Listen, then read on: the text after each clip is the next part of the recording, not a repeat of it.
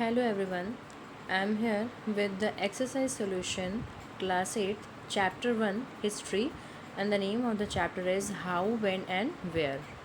So मैं इस chapter में क्लास 8 हिस्ट्री का फर्स्ट चैप्टर है और चैप्टर का नाम हाउ, व्हेन एंड वेयर, इसमें एक्सरसाइज सॉल्यूशन के साथ हूँ. So let's start the question answers. First is state whether true or false. So first question is true and false. There is a statement and we have to declare it is true or false. So let's start. A. James Mill divided Indian history into three periods: Hindu, Muslim and Christian. James Mill ने Indian history को तीन period में divide किया, Hindu, Muslim और Christian. Is it true या false? So this is false. B. Official documents help us understand what the people of the country think.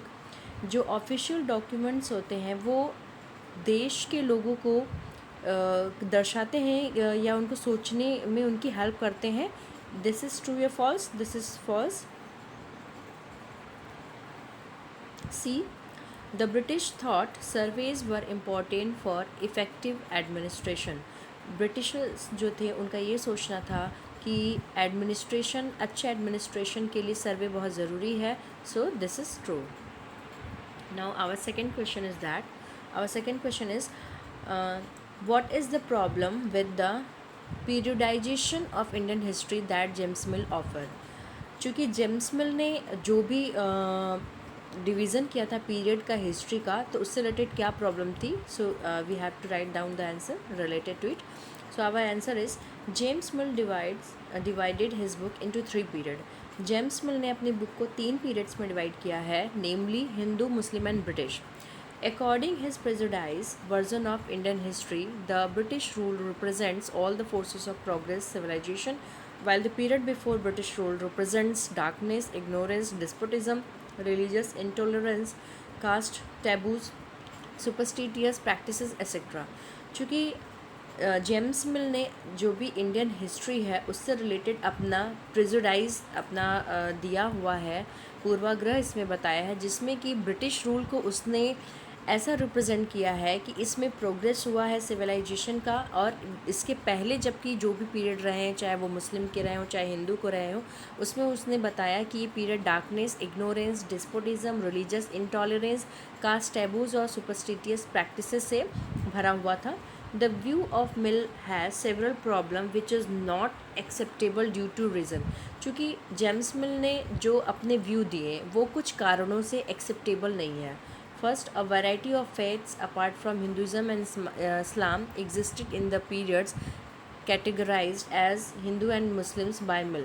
चूँकि मिल के द्वारा हिंदू और मुस्लिम को पीरियड में कैटेगराइज किया गया था, जिसमें कि बहुत से विश्वास हैं. Second is that all rulers in ancient India did not share the same faith. चूँकि एनिसेंट इंडिया में सारे रूलर्स ऐसे नहीं थे जो एक ही फेथ को मानते हों. It is the country from where two other religions like Buddhism and Jainism developed and spare to other parts of the world while Hindu religion also existed. चूँकि ये एक ऐसी कंट्री है जहाँ पे दो और भी अलग अलग धर्म यानी कि बुद्धिज़्म और जैनिज़्म ये यहीं पे डेवलप हुए हैं, यहीं विकसित हुए हैं, और उसके साथ साथ यहीं से वो वर्ल्ड के दूसरे पार्ट में जा कर के फैले, और उसके साथ ही साथ हिंदुज़्म भी वहाँ पे एग्जिस्ट था. Our third question is why did the British preserve official documents. कि ब्रिटिशर्स ऑफिशियल डॉक्यूमेंट्स को क्यों प्रिजर्व करके रखते थे, संरक्षित करके रखते थे.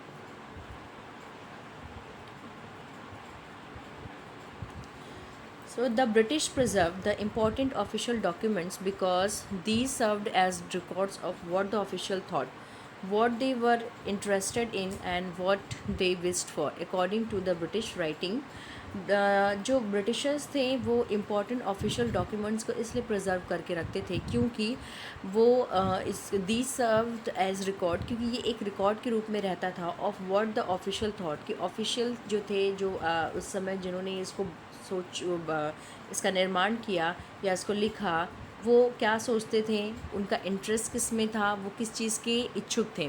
अकॉर्डिंग टू ब्रिटिशर्स के according writing can be utilize for reference as much later period whenever required for studying or debating. उनका ये मानना था कि अगर राइटिंग फॉर्मेट में कुछ भी लिखा हुआ है तो आगे चल कर के वो पढ़ने और डिबेट के लायक रहता है. These can also serve as an information your proof of any decision or action taken earlier on some matter.